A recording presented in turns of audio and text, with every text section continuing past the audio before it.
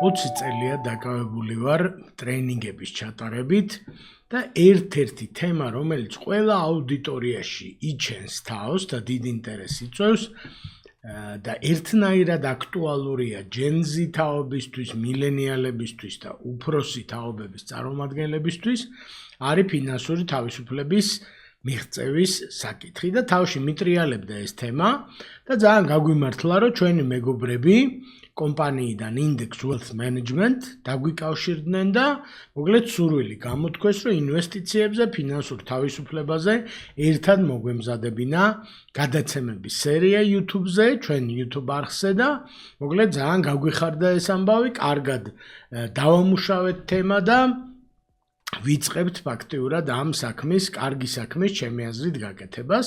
Index Wealth Management-ის საქმიანობა უძრავ ქონებას უკავშირდება და მათ საინვესტიციო მრჩეველებს შეუძლიათ გაგიზიარონ გამოცდილება თუ როგორ შეიძლება ამ სფეროში კონკრეტულად უძრავ ქონებაში ინვესტირება ფინანსური დამოუკიდებლობის მიღწევის ერთ-ერთ გზად გადაიქცეს.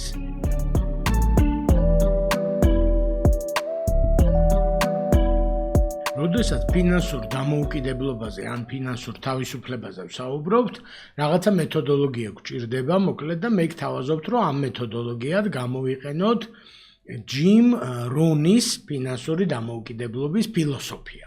მოკლედ ეს არის საკმაოდ წყობრი თეორია, მარტივი გასაგები, მარტივი გამოსაყენებელი და მოკლედ გადავწყვიტე, რომ ამ ჩვენ სერიაში, ვიდეოების სერიაში, მოკლედ ამ მეთოდოლოგიას მივყვეთ და ამ მეთოდოლოგიით ვიმოქმედოთ, ხო?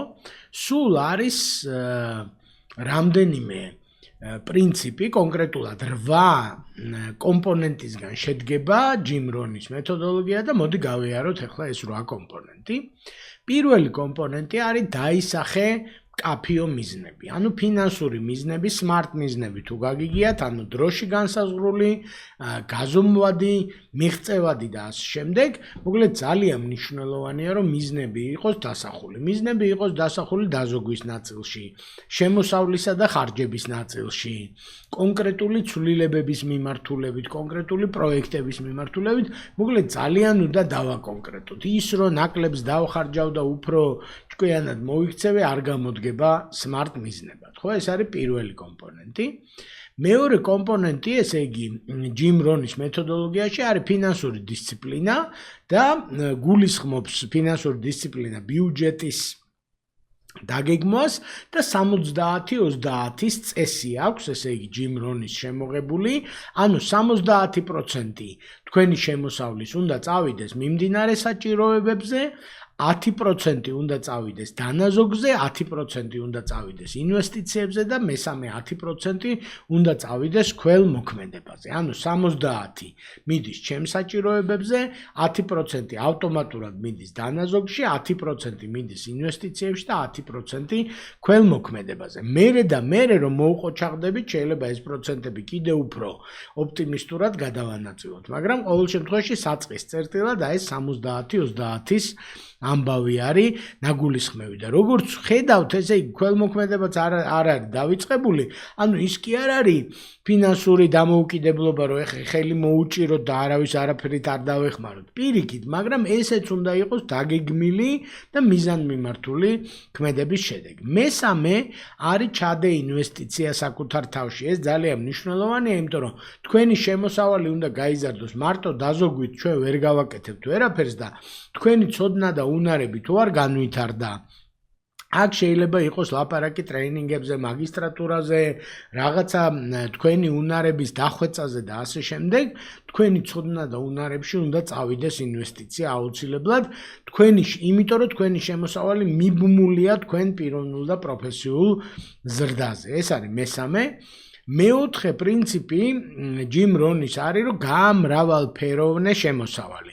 არ დაეყრდნო მხოლოდ ერთ წყაროს, თუნდაც რომ არათანაბარი იყოს და დაუშვათ შენი ხელფასი იყოს შენი შემოსავლის მნიშვნელოვანი ნაწილი, მაინც რამდენიმე წყარო გვინდა შემოსავლების და იფიქრე პასიურ ან დამატებით შემოსავალზე და აი კონკრეტულად რა შეიძლება გავაკეთოთ, ამაზე ჩვენ ვიდეოების სერიაში ვისაუბრებთ. ესე იგი, ეს იყო ჩვენი 4 პრინციპი, სანამ გავაგრძელებთ, მინდა რომ მადლობა გადაუხადო ჩვენ მეგობრებს Index Wealth Management-ში, იმიტომ რომ მათ გარეშე ჩვენ ამ სერიას ვერ გავაკეთებდით და გთავაზობთ რომ გაეცნოთ მათ შეთავაზებებს, რომელიც შეიძლება დაგეხმაროთ ფინანსური თავისუფლების მიღწევაში და საკმაოდ პოპულარული გზა არის უძრავ ქონებაში ინვესტიცია დღესდღეობით ფინანსური თავისუფლების მიღწევის. მეხუთე პრინციპი ამ ჩვენი ჯიმ რონის ფილოსოფიაში არის იფიქრე ფულზე პოზიტიურად. პრობლემები აღიქვი როგორც ზრდის შანსი, ხარჯები როგორც პრივილეგია. ანუ მოკლედ წუწუნი და ნეგატიური განწყობა არაფერს კარგს არ მოგვიტანს ცალსახად და ამიტომ ძალიან მნიშვნელოვანია რომ ფულზე ვიფიქროთ პოზიტიურად, მით უმეტეს რომ ჩვენი აღზრდა ყოველთვის პოზიტიურად არ განგვაწყობს ფულთან დაკავშირებული საკითხების მიმართ და ამას უნდა მოვერიოთ. ჩვენ ვიცით რომ ყველა პრობლემის წყაროც თავშია და ყველა გადაწყვეტილების წყაროც ჩვენ თავშია, ხო? მეექვსე პრინციპი არის ჯერ დაზოგე, მერე დახარჯე. ანუ ესე კი არ არის რომ ხელფასი რო ჩამერიცხა დავხარჯავ რა რაც დარჩება გადავდებ. არა, ჯერ უნდა წავიდეს 10%-ია თუ 15%-ია, ჯერ უნდა წავიდეს დანაზოგში და მერე უნდა დაიწყოს ხარჯვა. ეს არის მეექვსე პრინციპი. მეშვიდე პრინციპი ძალიან მნიშვნელოვანი არის იყავი სწორ გარემოცვაში. შენი გარემოცვა ადამიანები ვინ შენ გვერდით არიან, შეიძლება გაძლიერებდნენ ფინანსური დისციპლინის და დამოუკიდებლობის თვალსაზრისით და შეიძლება გასუსტებდნენ. შეიძლება პარაზიტებით იყო გარშემორტყმული, რომელიც იმაზე ფიქრობენ დილიდან საღამომდე, რომ რაღაცა წაქცინცლან, ასე ვთქვათ და ესე არ გამოვა ესე. იმაზე კი არ არის ლაპარაკი, რომ რაც შენი ვალდებულება და ვინზეც უნდა იზრუნო, რა თქმა უნდა იზრუნო, მაგრამ პარაზიტებისგან უნდა გავთავისუფლდეთ, ვერც ერთი ბაღი და ბოსტანი ვერ გაიხარებს სარეველების, ესე იგი გარემოში და ესევე არის ჩვენი ბიუჯეტი და შემოსავალი. და მერვე პრინციპი არის დააბალანსე ფინანსური თავისუფლება და ბედნიერება, ანუ სიმდიდრე და ბედნიერებაო, ჯიმ რონი ესე ეძახის, სიმდიდრემდე შეიძლება ბევრი გვიკლია, მაგრამ ყოველ შემთხვევაში ზედმეტი არ მოგივიდეთ, იმიტომ რომ დაზოგვა ძალიან ზედმეტი რომ მოგივიდეს და ისეთ რამეებზე რომ უარი თქვა, რაც გიყვარს, ხელოვნება იქნება, სპორტი თუ რაღაცა, შეიძლება საერთოდ შეგჯავრდეს მერე ეს ამბავი და ჩვენ თავზე ძალადობა არ გამოვა, ამიტომ დაბალანსებული უნდა იყოს, რას ვხარჯავთ იმაზე, რაც გვაბედნიერებს და რას ხარჯავთ იმაზე, რომ გრძელვადიანი ფინანსური უსაფრთხოება შევქმნათ, ასე ვთქვათ, ხო?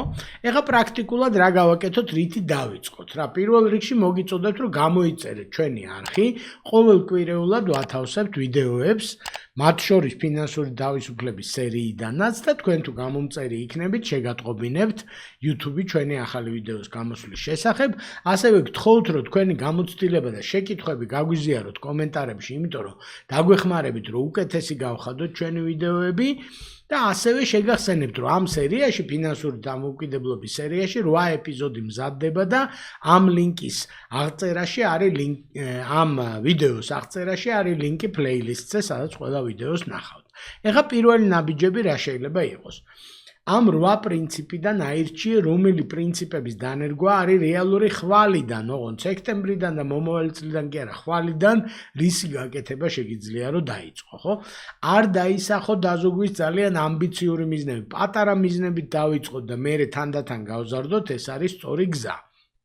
მესამე, დააიდენტიფიცირე შენი ბედნიერებისთვის მნიშვნელოვანი ხარჯები, იმათ არ შევეხოთ და უმნიშვნელო ხარჯები არის რაღაც ხარჯები, რომელიც დიდად არც გაბედნიერებს და საერთოდ გექნება თუ არ გექნება ეგ დანახარჯი, არაფერი არ შეიცვლება შენ ცხოვრებაში. ასევე გირჩევთ, რომ აირჩიოთ სამაგალითო ხალხი და ესაუბროთ ამ თემაზე.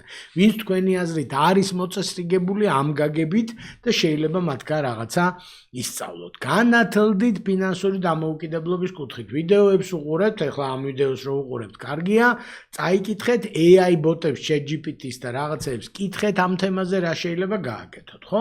და კიდევ ერთი გაიხსენეთ, როდის და რა ვითარებაში გამოგივიდათ კარგი შედეგები ფინანსური კუთხით, ან დაზოგვის კუთხით, ან რაღაცის შეძენის კუთხით და აი იფიქრეთ იმაზე, როდის და როგორ გამოგივიდათ.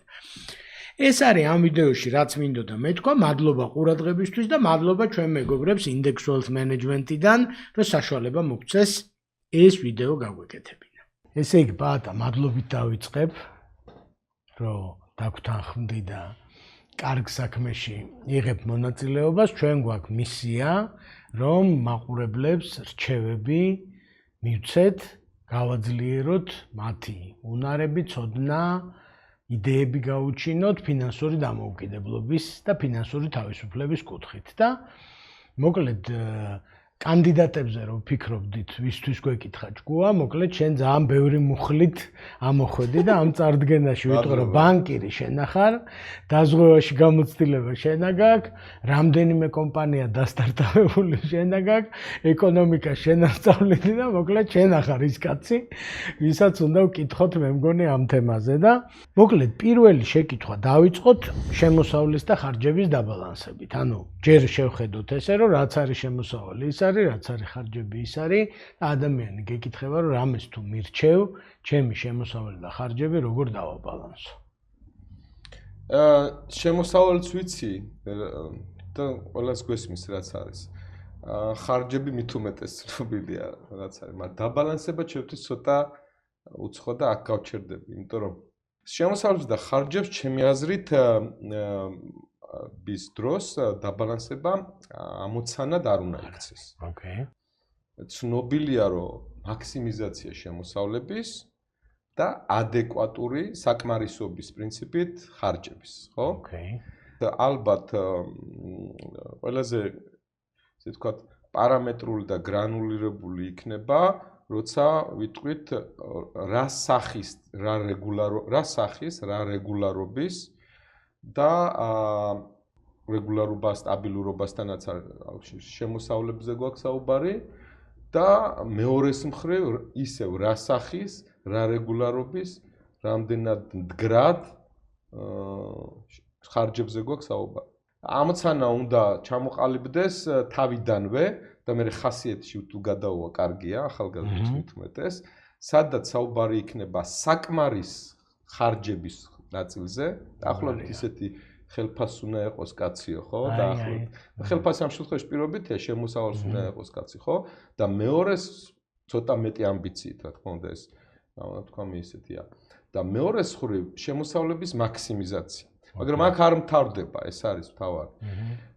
მაქსიმიზაცია ყველა სახის შემოსავლის თუ ნებისმიერი ძალისხმევით მაქსიმიზაცია ერთჯერადი იქნება ტალღოვანი, რისკიანი გადაწყვეტილება და შემოსავლებს სხვანაირი მიდგომა ჭირდება ჩემი აზრით და ხარჯები ასე თუ ისე მეტნაკლებად ერთგვაროვანია. ხარჯების მხარეს დაგისვამ ესეთ შეკითხვას, რომ აი სიტყვა საკმარისი გამოვიყენეთ, რომ ხარჯი ადეკვატური ან საკმარისი, ხო?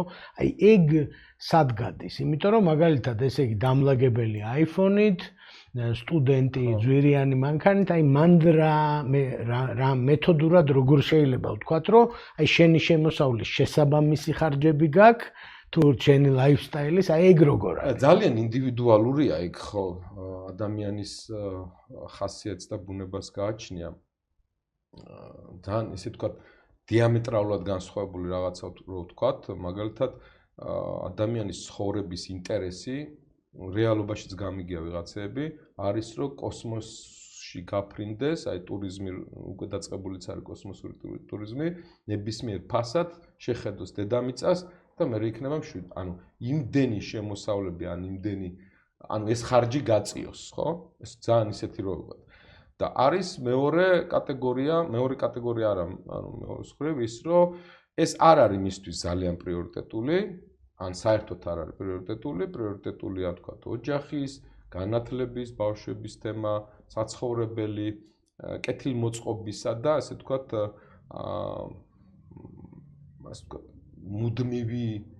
მუდმივი ტიპის ხარჯები, რაც უკავშირდება ბიოლოგიური, ანუ საცხოვრისი, საკვები, საცმელი, ახლა იქ მე უკვე ხარისხობრივად ბრენდები და რაღაცა ძალიან ინდივიდუალურია, მაგრამ თქვათ და აღმოჩნდა ეგეთ სურვილებში. ხო? ადამიანის სურვილებში და ეგეთ განწყობაში და ეგეთ ცხოვრების წესში, რომ აი, გინდა თუ არა ბრენდებით უნდა ვიარო, ბრენდული, ტანსაცმელი ბრენდული მანქანა, სპორტული მანქანაც არაერთი და ასე შემდეგ. ეხლა რომ დავიდეთ ხარჯების იმაზე, ეს მუდმივი ტიპის ხარჯები რაც არის, გარდა ბიოლოგიური და საჭმელის და ასე შემდეგ. ყველა შემთხვევაში რეზერვი არის ჩასადები ახალგაზრდებისთვის მით უმეტეს, ეს არის პრინციპული საკუთარი განვითარების საინვესტიციო ნაწილი. ეს შეიძლება პირდაპირ მიმდინარე შემოსავლებს არც დაუკავშირდეს, არამედ იყოს ვალდებულებითი ნაწილი. ანუ მაგალითად იშოვოს სკოლარშიპი, იშოვოს დაფინანსება, იშოვოს ის, იმიტომ რომ ეს ხარჯი გაწიოს. ხარჯი ამ შემთხვევაში უფრო ინვესტიცია. ინვესტიცია თავის თავში. საკუთარ თავში. ანუ cash-flow-ი თუ შევხედავთ, აი მაგის გასავალი უნდა დაგეგმოს ადამიანს. ეს პირველი რა. რაც შეეხება შემოსავლას, აქ სრულიად სხვანაირი მიდგომა აქვს. ერთბაშად დიდი შემოსავლის არაადეკვატურად დიდი მის რესურსთან მიმართებაში, დიდი შემოსავლის მიღების სურვილი პირდაპირ უკავშირდება რისკიან გადაწყვეტილებებს. ეს ცნობილია. ანუ იქნება ეს მათ შორის რისკიანი ახლა იმდენად რისკიანი არ ჩანს უკვე საინფორმაციო მეთod ბიტკოინების ბაზარი, გემბლინგი გნებავთ და ასე შემდეგ, ხო? უცბად მინდა. მაგრამ სტატისტიკა აჩვენებს, რომ აი ესეთი წყურვილი ამ რისკის გამართლებად არ ღირს. ანუ გამოსავლიანობა პატარა აქვს. ამიტომაც მნიშვნელოვანი ჩემი აზრით ახალგაზრდისთვის უნდა იყოს უფრო განმეორებადი, რეგულარული, თუნდაც შეიძლება ითქვას რიტმულიც კი. და იმ ბიოლოგიურ და ვთქვათ საცხოვრისის სახარჯებს პლუს განვითარებისთვის საკმარისი შემოსავლების დონით მაინც იყოს დაბალანსებული, თუნდაც ეგრე ვთქვათ. უბრალოდ გადაფარული. ხო, გადაფარული. ერთი მეთოდი ესე იგი, რომელიც მე ჩემ ამ სერიაში გავაზიარე, არის ეს ჯიმ რონი, რომელსაც ერთ-ერთი წესი აქვს, მოკლედ ხა ბევრი მეთოდოლოგია არა, თქმა უნდა, მაგრამ ერთ-ერთი წესი აქვს, რომ მაქსიმუმ 70% უნდა მიდიოდეს მიმდინარე შენი საჭიროებების დაფარვაზე და 3-10%-იანი ყუთი აქვს, კალათა აქვს შექმნილი, ერთი მიდის შესაძენ რაღაცეებზე, ანუ გროვდება რომ რაღაცა ვიყიდო, მეორე მიდის შავი დღის რაღაცეებზე, ან დაზღვევასავით იქმნება და მესამე მიდის რაღაცა ქველმოქმედების ტიპის, ანუ giving back საზოგადოებაში. ეგ არის კალათები, თუ მოკლედ ეგ სტრუქტურა გავს შენ გამოცდილებაში რაც უნდა იყოს თუ არა? ჩემი აზრით ძალიან ინდივიდუალურია და თვითონ აბსოლუტურ მოცულობებზე დამოკიდებული. მაგალითად, აბსოლუტურად განსხვავებული სტრუქტურა ექნება დღევანდელ სინამდვილეში რო ავიღოთ, აი დღეს 2025 წლის მაისის მდგომარეობით რო ავიღოთ, თქვათ და ასევე უნდა ვთქვათ რა ასაკის და რა სოციალური სტატუსის ადამიანია, დაახლოებით ახალგაზრდა ოჯახი, სამკაციანი, მეუღლეები და შვილი, დაახლოებით 10,000-იანი ლარის ყოველთვიური სტაბილური ხელფასი დავარქვათ ან შემოსავალი, რაც მნიშვნელოვნადია, სულ სხვა სტრუქტურით იქნება წარმოდგენილი, მათ შორის ვთქვათ საქველმოქმედო კონტრიბუციად, მათ შორის ბრენდებზე ვიდრე ეს იყოს 5-ჯერ მეტი.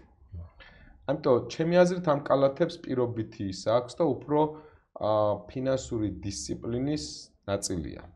ჩემთვის პირადად ჩემთვის, რომელიც არ ვიცი, სხვებისთვის შეიძლება გასაზიარებელი იყოს, შეიძლება არა, მაგრამ უფრო ფინანსურ დისციპლინას უფრო ამჯობინებდი ტერმინი თუნდაც ესე იყოს ფინანსური ჰიგიენის ამბავი.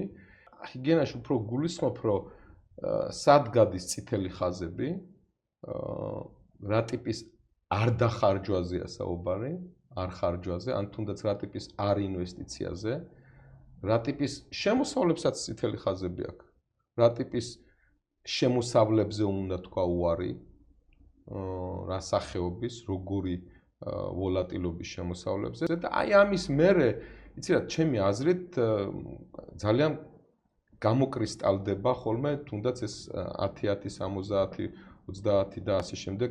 გამოკრიტალდება ვიღაცისთვის ეს შეიძლება იყოს 5% სრულად საკმარისი, ძალიან ინდივიდუალური შეიძლება ვიღაც აპეტიტურად ეგ ვთქვათ, ვიღაც შეიძლება კოსმოსიდან დანახვა არის მთელი ცხოვრების მიზანი და შემდგომ რაც გინდა ის მომხდარა, ხო? ხო, ვიცნობთ ეგეთ ხალხს, ძალიან ბევრი არის წარმოდგენილი. ვიღაცის წარ, ამიტომაც ფინანსური ჰიგიენა უფრო სწორად დასახავს რაზე თქვა უარი.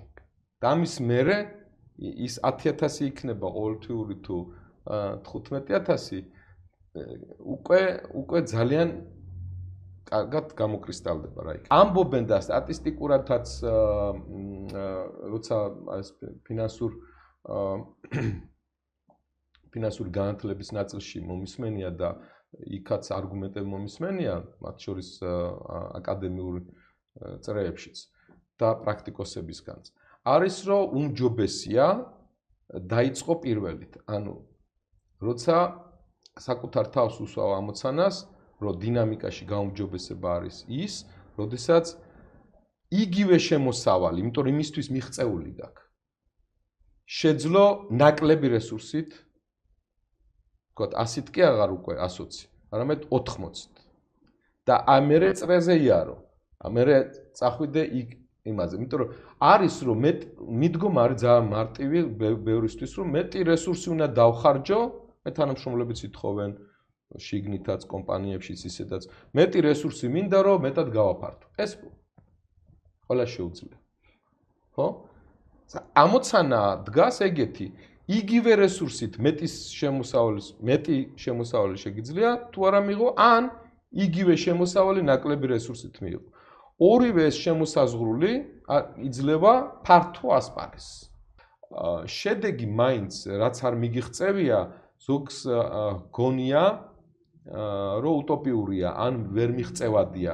და ამიტომაც ადვილი რაც არის, ეს ხო შედეგი მიგიღწევია და იქნებ შეეცადო რომ თუ აქამდე 3 საათში აკეთებდი, ეს 2 საათში გააკეთო. და ეს მე იწვევს სტრუქტურულ იმ კალათების გადანაწილებასაც იწვევს სხვათაშორის, იმიტომ რომ გამომითავისუფლდა რესურსი. საბოლოო შედეგში რას ვიღებთ, რომ რესურსი თავისუფლდება.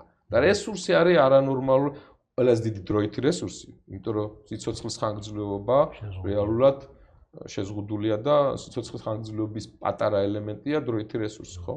იმ დროით რესურსში, არ ვიცი, თქვენ გინახავთ, ყველას უნახავს, რომ ადრე თუ ვერ პარალელდებოდა რაღაცა საქმიანობები, დღეს პარალელდება.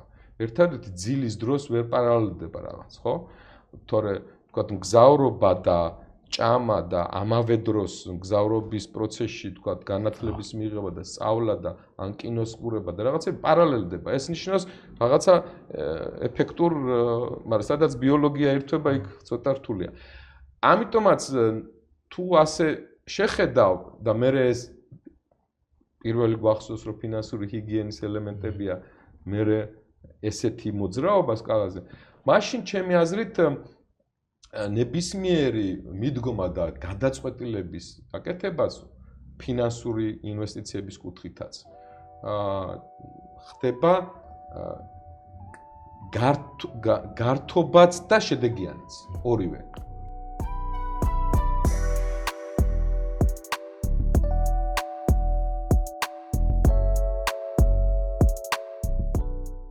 ჯერ დაზოგე, მერე დახარჯე. ეს არის ჯიმ რონის ფილოსოფიის ერთ-ერთი მთავარი საყრდენი. მიუხედავად იმისა, რომ ეს სიტყვები თითქოს მარტივ აჩხერს, მათი რეალურ ცხოვრებაში გადმოტანა ბევრისთვის სერიოზულ გამოწვევად რჩება. მაღაზიაში შესვლისას გვხვდება წარწერა: ფასდაკლება მხოლოდ დღეს მოქმედებს. სოციალური მედია კი გვეუბნება, რომ ის ახალი ყურსასმენები, რომელიც ერთი თვის წინ გამოვიდა, ჩვენს ცხოვრებას შეცვლის. ასე ნაბიჯ-ნაბიჯ ჩვენი ხელფასი იმაზე მალე იხარჯება, ვიდრე ეს დაგეგმილი გვქონდა. ფულს აქვს უნიკალური თვისება. არასოდეს არ არის საკმარისი. არ აქვს მნიშვნელობა რაღაც 100 ლარებზე, 1000 ლარებზე, 1000-ებზე თუ მილიონებზეც რო იყოს საუბარი, დამიჯერეთ რომ არასოდეს არ არის საკმარისი, იმიტომ რომ რაც უფრო დიდი, თქვათ, შემოსავალი გაქვს, უფრო დიდი გაქანება და უფრო დიდ მასშტაბებზე გვინდა ხოლმე გასვლა და ყოველთვის არის ის მომენტი, რომ აი, ეხლა მე რო ეს ფული მქონდეს, ამას გავაკეთებდი. ეს არის მცდარი გზა. ჯიმ რონის პრინციპი ეფუძნება იდეას, რომ დანაზოგი არ უნდა იყოს ის, რაც ხარჯების შემდეგ დაგვრჩა. დაზოგვა უნდა იყოს პირველი ნაბიჯი. ეს ნიშნავს, რომ ყოველი შემოსავლის მიღებისას ჯერ უნდა გადავდოთ გარკვეული თანხა ჩვენთვის, ჩვენს მომავალზე და უსაფრთხოებაზე ზრუნვისთვის, და მხოლოდ ამის შემდეგ ვიფიქროთ დანარჩენ ხარჯებზე. ზოგადად, რატომღაც ესე არის ჩვენთანაც აღქმული, რომ უნდა იყოს რაღაცა ფუფუნების საგანია ხოლმე დაზოგვა ესე ასოცირდება. მე რაც შემხედრე და მსმენია რომ დაზოგვა შეუძლია დანაზოგი შეუძლია გააკეთოს იმ ადამიანს ვისაც დიდი შემოსავალი აქვს და ასე ვთქვათ მდიდარია. რაც აბსოლუტურად საპირისპიროა და მცდარია პირიქით დანაზოგი უნდა გააკეთოს და დანაზოგი უნდა კონდეს ისეთ ადამიანს, რომელსაც შემოსავალი აქვს დაბალი და რაღაცა ეს დანაზოგი უკეთებს ეგრეთ წოდებულ სამაშველო რგოლივით არის თავდაცვის ერთ-ერთი ხერხია და ზუსტად ამ ფინანსურ თავისუფლების რაღაცა გარანტს აძლევს თუ კი დანაზოგს აკეთებს. საერთოდ ამ პროცესის დარეგულირებაში და ფულთან ურთიერთობაში ბიუჯეტირება საერთო სურათის დანახვაში გვეხმარება პირველ რიგში ძალიან, რომ აი რამდენი გჭირდება, რამდენს ხარჯავთ, პირველ რიგში რამდენი გვაქვს რა თქმა უნდა შემოსავალი და შემდეგ გადავანაწილოთ ეს იმ პრიორიტეტებზე და იმ ხარჯებზე, რაც აუცილებელია, ხო? აი მაგალითად კომუნალურები აუცილებლად გადასახდელია, თუ გიქირით ვართ, აი ქირა აუცილებლად გადასახდელია, ცესხი, რაც მესმის რომ ძალიან ბევრის გადასახდელი ვალდებულება ყოველთვის, ანუ ცესხისთვის გაკუთვნილი თანხაც აუცილებელია. ასე რომ პირველ რიგში ვალდებულებების ჩამოწერა და ამათი დაანგარიშება და ვთქვათ ჯამში საერთო სურათის დანახვა ძალიან ან ბიუჯეტირება ამაში ძალიან გვეხმარება. ნუ შემდეგ უკვე მე გამოჩნდება ხოლმე რა თანხის დაზოგვა შეგვიძლია, თუ არის რა თქმა უნდა ეს ბუფერი, რა შეიძლება რომ გადავანაწილოთ. ჯიმ რონის ფილოსოფიის მიხედვით მნიშვნელოვანია დანაზოგის გაკეთება ჩვევად ვაქციოდ. ფულის დაზოგვა იწყება გადაწყვეტილებით. თუნდაც დღეში 1 ლარი გადადოთ, ამით ქმნით ჩვევას, რომელიც დროთა განმავლობაში გადაიზრდება ფინანსურ თავისუფლებაში. იმედია მოგეწონათ ჩვენი ვიდეო და პატარა დანართი გადავწყვიტე, რომ გავუკეთო, სადაც მინდა კვლევები გაგიზიაროთ და რამდენიმე წიგნი, ვისაც გინდათ რომ ჩაუღრმავდეთ ამ საკითხს. პირველი კვლევა მინდა გაგიზიაროთ ვისკონსინ მედისონის უნივერსიტეტის 2023 წლის კვლევა, რომელიც ადასტურებს, რომ ხარჯების აღრიცხვა, უბრალოდ ჩაწერა ხარჯების ამცირებს სპონტანური ხარჯების პროცენტულობას თლიან ხარჯებთან. ანუ რაც უფრო მეტად უბრალოდ აღრიცხავთ თქვენ ხარჯებს, როცა უცებ მოგივლით თავში, რომ რაღაცა ფული კარს გაატანოთ, გაგახსენდებათ ეს თქვენი ჩამონათვალი. ამიტომ უბრალოდ ესეთი მარტივი რამე რომ დაიწყოთ ჯიმ რონის რჩევებიდან, რომ უბრალოდ დაიწყოთ აღწერა თქვენი ხარჯების, ეს უკვე დაგეხმარებათ და გრძელვადიან პერიოდში ამავე კვლევის თანახმად ეს ხალხი, ვინც აღრიცხავს ხარჯებს, მათი შესატყვისობა, შესაბამისობა იზრდება ბიუჯეტირებასთან და მათი ხარჯვის სტილი იცვლება გრძელვადიან პერიოდში. და მეორე კვლევა, რომელიც მინდა გაგიზიაროთ, არის LinkedIn-ის გაკეთებული კვლევა, რომლის თანახმადაც ახალგაზრდა პროფესიონალების 50%-ზე მეტი, ნახევარზე მეტი ამბობს, რომ თუ საშუალება ექნებათ, დატოვებს მაღალ ანაზღაურებად სამსახურს და გადაინაცვლებს ისეთ სამსახურში, რომელიც მის ინტერესებთან, მისწრაფებებთან უფრო ახლოს იქნება და რომელიც მისცემს საშუალებას, რომ შედარებით მშვიდად იყოს და ფსიქოლოგიურად იყოს კარგად. ესეც არის ძალიან მნიშვნელოვანი ტენდენცია ჩვენი დროის. ახლა რეკომენდირებულ წიგნებში მინდა გირჩიოთ, ეს არის რამით სეთის წიგნი, მე გასწავლით როგორ იყოთ მდიდარი, ეს არის ერთი რეკომენდაცია ჩემი და მეორე არის Rich Dad Poor Dad, რობერტ კიოსაკის წიგნი, ეს ლეგენდად გადაიქცა ეს წიგნი, პრინციპში ორივე ძალიან ცნობილი წიგნია და ეხება აი ამ მენტალიტეტს ხარჯვასთან, შემოსავალთან დაკავშირებულს, რომელიც ძალიან ხშირ შემთხვევაში ჩვენი აღზრდის ნაწილი მინიმალურად იყო ზოგიერთი ჩვენგანის და ამიტომ ძალიან გამოგვადგება, მე ვფიქრობ, ამ ლიტერატურის წაკითხვა. ყოველ შემთხვევაში მე ძალიან დამეხმარა და მგონია, რომ თქვენს დაგეხმარება. მადლობა და მალე შევხვდებით შემდეგ ვიდეოში.